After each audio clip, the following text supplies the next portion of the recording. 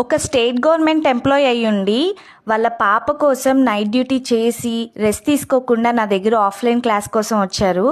నిజంగా మేడం అయితే చాలా గ్రేట్ అనమాట. వాళ్ళ పాప క్లాసికల్ డాన్సర్ అని చెప్పారు. రెగ్యులర్గా శారీస్ డ్రేప్ చేస్తూ ఉండాలి, అలానే క్లాసికల్ డాన్స్ ప్రోగ్రామ్స్ ఎక్కువగా ఉంటూ ఉంటాయి. స్కూల్లో తన ప్రోగ్రామ్స్ ఎక్కువ చేస్తూ ఉంటుంది, కల్చరల్ యాక్టివిటీస్ ఉంటాయి. నాకు శారీ డ్రేప్ చేయడం రావట్లేదు అని మేడం అయితే నైట్ డ్యూటీ చేసి రెస్ట్ తీసుకోకుండా నా దగ్గర ఆఫ్లైన్ క్లాస్కి వచ్చి చాలా బాగా నేర్చుకున్నారనమాట. నేనైతే 4 శారీస్ ప్రాక్టికల్కి ఇస్తాను.